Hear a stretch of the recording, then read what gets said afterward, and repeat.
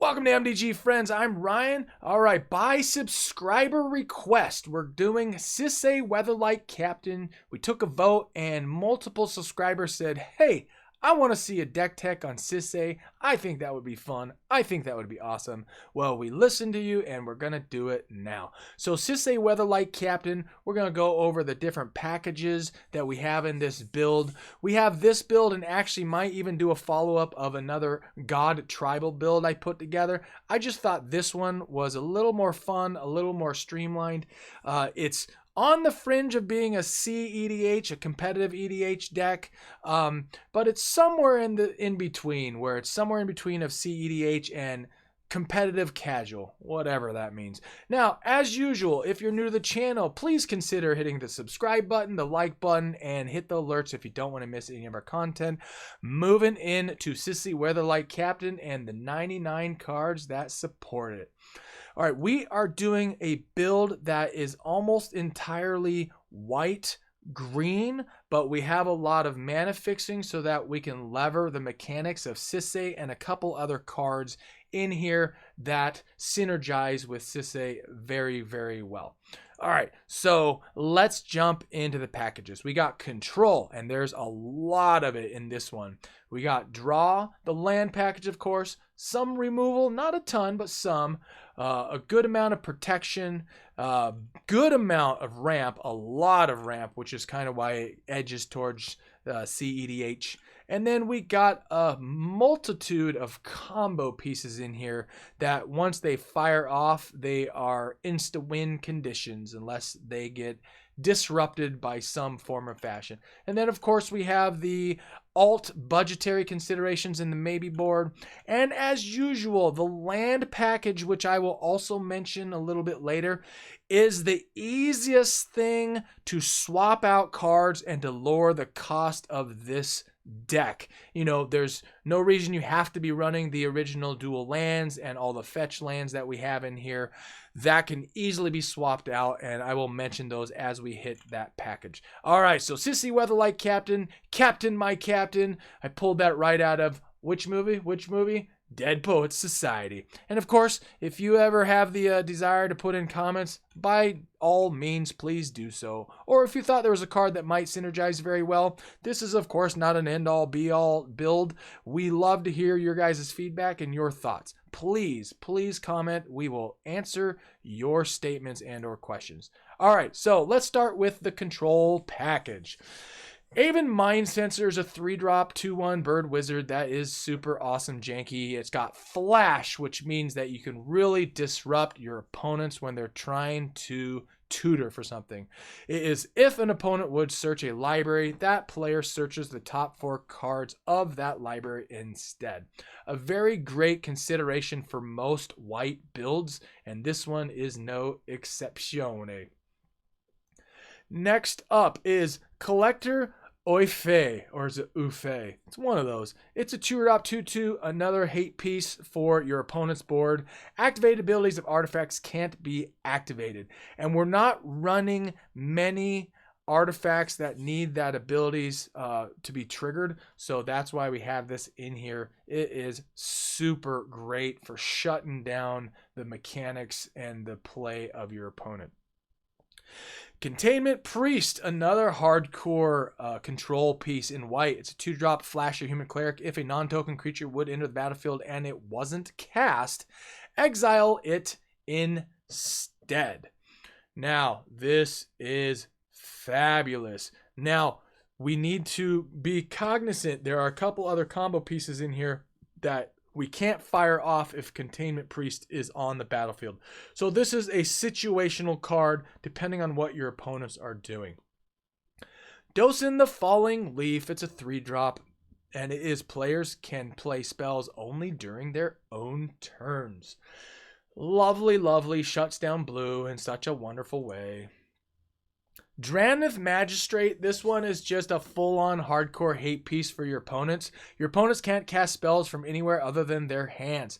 This includes their commander. So, their commander can't cast their commander outside of the command zone, or in the command zone, if Drannith Magistrate is in place. They'd have to remove this first in order to get their commander out. What a wonderful white card. Serious consideration for any white build as well. All right, Eidolon of Rhetoric. Who knows if I said that right? It's a 3-drop 1/4 spirit. Each player can't cast more than one spell each turn. So once things get ramped up, this is going to be really helpful for us. And notice it's worth mentioning that it says cast. So we can use our mechanics of Sisay and other things that we might have in play to still tease things onto the battlefield that otherwise opponents cannot do. Lovely, lovely.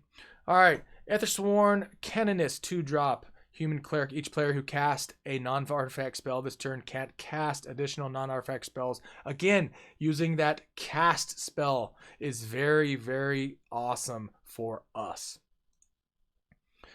All right, Gaddock Teague. This is a 2-drop green-white. Non-creature spells with converted mana cost 4 or greater can't be cast. Non-creature spells with X in their mana costs can't be cast. Now, there are a couple in our 99 that this will affect, but for the most part, this is going to hurt your opponents way, way, way, way more than it's going to hurt you. And I believe this is from Lorwyn Block. Yeah, I thought so. I thought this was from a Lorwyn Block and recently reprinted. Grand Abolisher just needs that kind of voice. I wish I had a lore voice to make this sound even cooler. It's a 2-drop in white, 2/2 human cleric. During your turn, your opponents can't cast spells or activated abilities of artifacts, creatures, or enchantments. Lovely, lovely, lovely. Only affects your opponents, so it's so wonderful. I'm going to keep on singing. No. Hushbringer for 2. Flying, lifelink. Creatures entering the battlefield or dying don't cause abilities to trigger. This really messes up a lot of graveyard play for opponents in black. I love it. All right, Karn the Great Creator. It is in control, even though it does a few other things. Activated abilities of artifacts your opponent's control can't be activated. That includes artifacts from mana sources. Lovely, lovely. And it only affects your opponent. And it's amazing that this is a 4-drop. Its +1 is until your next turn, up to 1 target non-creature artifact becomes an artifact creature with power and toughness equal to its converted mana cost. And it's got a -2. You may choose an artifact card you own from outside the game or in exile. Reveal that card and put it into your hand. So that -2 isn't all that relevant. Mainly this is to just control and shut down a lot of your opponent's shenanigans. All right, Linvala, Keeper of Silence. It's a 4-drop 3/4 flyer. Oh, it's got great stats, just that alone. Activated abilities of creatures your opponent's control can't be activated. So it just shuts down stuff, shuts it down. Recently reprinted in Jumpstart. Silence, a very great utility card. This shuts down combos, shuts down all sorts of stuff. It's a 1-drop in white instant. Your opponent can't cast spells this turn. Booyah! Shut it down. Can't do anything else. Unless, of course, silence gets countered. And then, yeah. So, but yeah. Lovely, lovely little 1-drop. Thalia, Guardian of Thraben. It is a 2-drop first striker human soldier. Non-creature spells cost 1 more to cast. Just slows things down. That is originally from Dark Ascension. All right, we are in the ramp section. And, of course, we got Arcane Signet. Run it. Avacyn Pilgrim, 1-drop. Add white to your mana pool in green. Birds of Paradise. Chrome Mox. This is enters the battlefield. You may exile a non-artifact, non-land card from your hand and then add a color of your choice. Lovely, lovely. And this is completely swappable, by the way. If you don't have it or you don't want to drop 35-ish bucks to get it, you can certainly swap this out for a lesser ramp. Mana Rock Absolutamundo. All right, Elvish Mystic drops and taps for green. Fyndhorn Elves, taps for green. Jeweled Lotus, new kit on the block from Commander Legends. Just get you out your commander that much faster. Add 3 mana of any one color. Spend this mana only to cast your commander. This has gone down in price significantly, but if you don't have it, aren't going to get it, of course, just put in another mana rock that makes sense, like a signet of some kind or the talisman. Whatever tickles your fancy. Llanowar Elves, taps for green. Lotus Petal, sack it. Add 1 mana of any color to your mana pool. Play its ability as a mana source. Alright, Mana Crypt. It's a free Soul Ring that costs you 3 damage if you lose a flip. Of course you're going to play that if you have it. Alright, Mana Vault. Doesn't untap during your untap step. At the beginning of your upkeep, you may pay 4 if you do untap Mana Vault. So you tap it for 3, and most likely it's going to remain tapped for quite some time, but it really lets you ramp up early on, especially if it's in your opening hand or your first few cards that you grab. Grab off the top of your library. Mox Amber, add 1 mana of any color among legendary creatures and planeswalkers you control. So this is a good because we are running a fair amount of legendary creatures. However, you can certainly swap this out for a lesser mana rock, like I said. Mox Opal, Metalcraft, add 1 mana of any color. Activate this ability only if you control 3 or more artifacts, which we are running enough artifacts where this will work. And again, you can certainly swap this out if you need to. All right, Linvala Explorer Return. It's a 3-2/4 Elf Scout. It's got the parlay mechanic, which is tap. Each player reveals the top card of his or her library for each non-land card revealed this way. Add green to your mana pool, and you gain 1 life. Then each player draws a card. So this is great because you're going to draw a card. Yes, they draw a card as well, and that's fine, whatever. But you get to add mana, and that's just fabuloso. But you get to choose when it happens. All right, Smothering Tithe, a very great staple in white now. There is no such thing as an auto-include, as many of the subscribers have commented in the comment section. I used to say, oh, this is an auto-include. I never say auto-include anymore because of your guys' feedback. See, I do listen. This is close to an auto-include, though, in white. Whenever an opponent draws a card, that player may pay 2. If the player doesn't, you create a colorless treasure artifact token, which you sack it for any color. I mean, just talk about rampalicious. Rampalicious, I say. Soul Ring. Eladamri's Call. We are into the draw section. It is a green, white, awesome, instant, tutor-ish card. Search your library for a creature card, reveal that card, put it into your hand, then shuffle your library. I do not know why I said tutor-ish because it is a bona fide tutor. Tutors for a creature for 2. Thumbs up, way up, yes. Yes, indeedly do. Enlightened Tutor, another tutor, puts it on top of your library instead, and that's for an artifact or enchantment.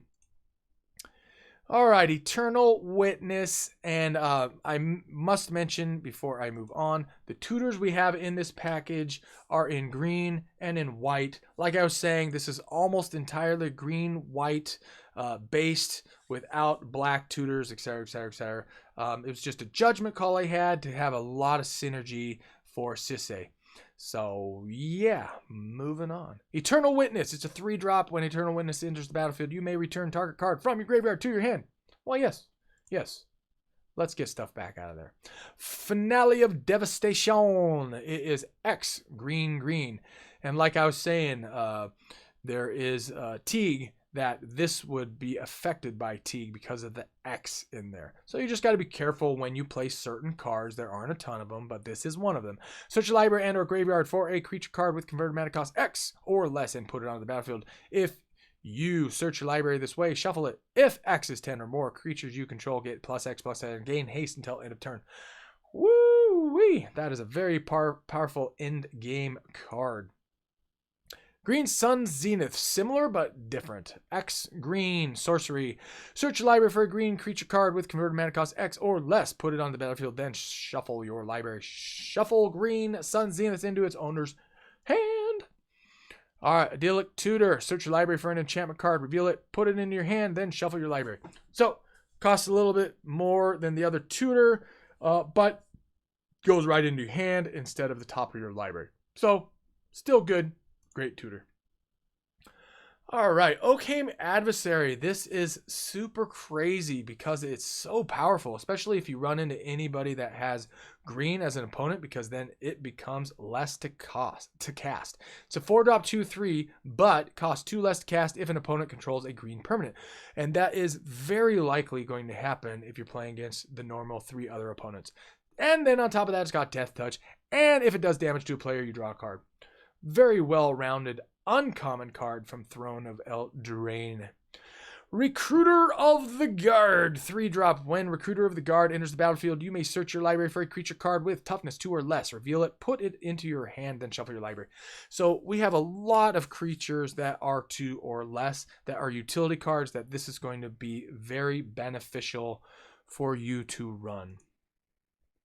Survival of the Fittest. We are running roughly 37-ish creatures, so this is going to have a lot of targets if we need it. And it is an enchantment that you drop, and it's green. Choose and discard a creature card. Search your library for a creature card. Reveal that card to all players and put it into your hand. Shuffle your library afterwards. Now, this is a spendy card. We already have fetch creatures out of your library synergies going on with other cards. So by all means, just swap this out if you don't already have it. I already have it, therefore I'm going to run it in this deck. You could easily put something else in this that will search it, or just swap it out for another creature or another mana rock, or yeah, another creature. Let's run with that. But yeah, you could easily swap this out. It does synergize very well, however. So it's up to you what you want to do. Sylvan Library. This literally just got reprinted in that green one that you're guaranteed to get one. This is all the way back from, oh yeah, that's right, Legends. The Legends version is very, very spendy. You may draw 2 extra cards during your draw phase. Then either put 2 of those cards drawn this turn back on top of your library in any order, or lose 4 lives per card not replaced. Basically, it's just saying you could draw those 2 extra cards, pay 8 life in total. Well, we're running Commander, so that's 40 life to start, so this is not a big deal. This is a fabulous, super broken green draw card, and you should run it. You should totally run this card. Worldly Tutor, another tutor. Search your library for a creature card and reveal that card. Shuffle your library, then put the card on top of it. Now, I always put, in every episode for deck techs, I always put the tutors in the draw segment because technically you're drawing an additional card, but you're searching it up. So it's even more powerful than a draw spell. All right. I don't know why I had to put quotes around the draw, but I did. All right, so we are in the combos section. So let me click out of this real quickly, and we got a few combos. So the Arbor Elf is untap Forest. Now this is going to combo up with Squirrel's Nest. Enchant Land. Enchanted Land has tap, create a 1/1 green squirrel creature token, which combos up with untap target forest. So you untap the forest, then you tap to create a 1/1 green squirrel token. Lovely, lovely, lovely. And then you can tap an untapped creature you control, untap target basic land. So you actually have the combo of Earthcraft with Squirrel Nest. And then this is kind of like just an added way to untap force as well. So you can combo those up like there's no tomorrow for shenanigans that you can do.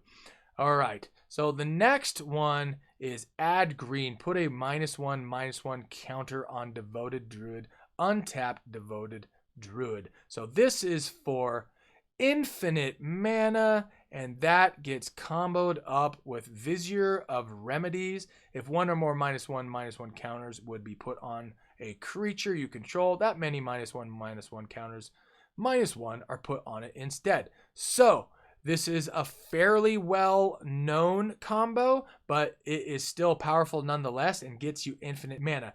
Because you tap this, put a -1/-1 counter on it, which gets negated by the Vizier, and then you get to untap it again, and then do it all over again. And then we have creatures that we can dump that stuff into, like the Walking Ballista, because we can tap for infinite mana and then create an infinite mana size Walking Ballista, and then minus all of your +1/+1 counters to go lethal on everybody. But if for some reason you don't have all of those pieces out and you can't drop the Ballista with those in play after you have infinite mana, you also have the Walking Ballista Sun Crowned combo, where it's Walking Ballista and Sun Crowned, and as long as you have 2 mana available with the Walking Ballista, you can spend the 2 on Sun Crowned Heliod, giving Walking Ballista lifelink, remove a +1/+1 counter to hit an opponent, and then because it's got lifelink, you put a +1/+1 counter on Ballista. Infinite damage. Yo, that is yo ho ho pirate-licious awesome. Although there's no pirates in this, so I don't know why I said that.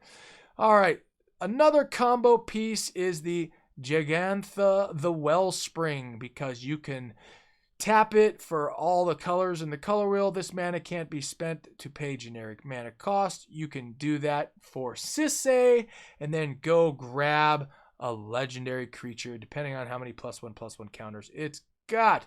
And the reason we are not running this as a companion is because we do have cards in here that have more than one of the same color pip in it, and they were strong enough that I felt like they needed to be left in. So Jegantha is in here just as part of the 99. Another combo piece is the Kamal Fist of Kroza. If we have infinite mana, then we can give infinite creatures you control get +3/+3 and gain trample. And that is just holy shnikes. Your whole board becomes infinitely large, and you swing for the rafters, and everybody's dead, dead, dead. Unless they have something they can do to negate it. And then the Nalia Keen-Eyed is in here to go fetch for your combo pieces if you so desire. And the way this happens is if you go infinite mana with the combos that we've already talked about, then you can spend 3, reveal the top card of your library. If it's a creature card, put it into your hand. Otherwise, you may put it in your graveyard. So basically, you just go and you fetch for any of these combo pieces. And if they have a white pip, you just got to make sure that you have white still available, because this is 2 colorless green, and you would need white to play Vizier. If you want any more details about the combo pieces in specific, just ask in the comments section. I will tease them out for you. They are pretty straightforward. There is actually a combo with Sisay that is not in the scope of this particular build, because I decided to not even put it in because it's super janky and is very, very difficult to pull off and requires certain creature cards in here. I do digress. Whatever. I'll put it in the description if you're super interested to a link that describes that really jacked up combo that's very difficult to fire off. Hey, if you've gotten that weird combo to fire off, put it in the comments. I like to hear about it. But, you know, whatevs. All right, let's go into land, then we'll hit the removal and protection to round this segment off. And if you're still with me, bravo, bravo. All right, let's go into the land base. And we're going to go through this real quick. But as a reminder, the land base is what is the most versatile, most swappable thing of all, and is going to drop the budget down to something way more budgetarily sound. But, you know, I have these cards, so I run these cards. Ancient Tomb, great card. It's a soul ring in the form of a land. Deals 2 damage to you. Yes, sir. I like it. I like it a lot. All right, we're running a handful of, or a few fetch lands to go fetch specific colors we might need. Again, we're mostly green and white, but Sisay and a couple of those other cards require the full color of the rainbow, mostly Sisay. So there you go. So all of the fetch lands and the dual lands can easily be swapped out for dual lands that come in tapped, or shock lands, etc., etc. All right. Bayou, green, black. Yeah, like I was just saying. Swap it out if you don't have it. Bountiful Promenade, another fetch land for white and green. Right. You know what? That's not a fetch land. That is Bountiful Promenade enters the battlefield tapped unless you have 2 or more opponents. Fixed my own mistake. Not even gonna edit that out. Canopy Vista. It enters the battlefield tapped unless you control 2 or more basic lands, which most likely we will. City of Brass. This is if we need any mana fixing mostly for our mechanics of Sisay. Add any color to your mana pool, and you get whacked 1 damage. Command Tower. Of course you're gonna run this. Yeah. Exotic Orchard helps you do a little bit of mana fixing based off of your opponent's mana pool they have. Flagstones of Trukir comes in untapped, so hey, why not? Why not? You need a plains? Put it in there. Although it doesn't say plains on it, so yeah, I know. Splitting hairs, people, splitting hairs. 6 force in this build. Gaia's Cradle. We are running this mainly for the nest, squirrel nest mechanics, but you can easily swap this out for a dual land or even just another forest. Add green to your mana pool for each creature you control. This is a very costly card for a land. If you got it, run it. If you don't, absolutely swap this Mamma Jamma out. Urza Saga, like one of the best cards out of Urza Saga. One of the. All right, this is a pay 1 life, a pain land, add green or white, or you can sack it for 1 and draw a card. All right, Mana Confluence, just a little bit of mana fixing for 1 life each time you do it. Marsh Flats, another fetch land for plains or a swamp. We're running 2 mountains because we really don't need mountains all that badly. And we got a couple of shock lands in here. We got Overgrown Tomb, and we got 3 plains. Prismatic Vista, go search for any basic land card you might need. Savannah, white green. I would definitely run this if you have it. If you don't, put in another dual land for white green because we are white green heavy, like I've said about, 14 times. 4. No need to exaggerate. Scrubland. You could easily swap this out for just another basic land if so desired. Sun Petal Grove, green, white to your mana pool. It comes in tapped unless you have a forest or a plains. Swamp, we're running just 1 of these in case we got to fetch one specifically. And then a Taiga, green, red. This is just in case we need that red pip for some reason with Sisay. Otherwise, you could totally swap this out for another dual land, shock land, whatever. Because we're not running all the shock lands in here. Temple Garden, shock land. Of course, we're running that one. Tropical Island, again. And then Verdant, another fetchy for a swamp or a forest. And then Volcanic Island, again, swap it out if you need to. And then the Heath, you can go grab a plains or a forest. Out of all the fetch lands, this is the one you should definitely keep in if you got it, because that one fetches the bulk of what we're running. All right, we are into removal for force, folks. Force of Vigor, it's a 4-drop in green. If it's not your turn, you may exile a green card from your hand rather than pay this spell's mana cost. Destroy up to 2 target artifacts and or enchantments. So because we are green and white heavy, there's a good chance you will have a green card that you could exile if so desired. And then you could grab that card with Karn if you so desired because it's exiled, and you can grab an exiled card. Blah, blah, blah, blah, blah. Blah, blah, blah. Did I just blah, blah you in an episode? Why, yes. Yes, I did. All right. Kataki War's Wage is the 2-drop 2/1. All artifacts have at the beginning of your upkeep. Sacrifice this artifact unless you pay 1. So this is if you're trying to hate on the other opponent. This is a fringe card. You can easily swap this out if you want. I mean, you could definitely swap this out. Most of our artifacts are mana ramp and, all good. All good in the hood. Nature's Claim, destroy target artifact or enchantment its controller gains 4 life. So we got a lot of artifact and enchantment hate in here, and that's good because you need a little bit of hate, just a little. And this is definitely from old school. Yeah, Worldwig. I thought that was Worldwig. All right. Reclamation Sage. What a great green uncommon card. And this one is back from Magic 15, I thought. Yep. When Reclamation Sage enters the battlefield, you may destroy target artifact or enchantment. Yes. Then Swords to Plowshares, just an oldie but goodie. 1-drop in white. Exile target creature. Its controller gains life equal to its power. And we're not awfully concerned about whether they're getting a little bit of life gain because we're wanting to take over. Take over, folks. All right, now we got a little bit of protection. And what better to have these couple protection pieces than Heroic Intervention. Permanents you control gain hexproof and indestructible until end of turn. Yes, sir. Lightning Greaves to keep Sisay safe and sound from harm's way. Equipped creature has haste and shroud, and you can equip for 0. 0 zilch. Mother of Runes. Target creature you control gains protection from the color of your choice until end of turn. Lovely, lovely. And I love this card because let's say something's jammed you up and you have like, I don't know, a pacify or something and it's white. You can actually target your creature and slough off those enchantments. Say you have a blue enchantment on there keeping you from doing things. You can slough it off with giving it protection for that turn.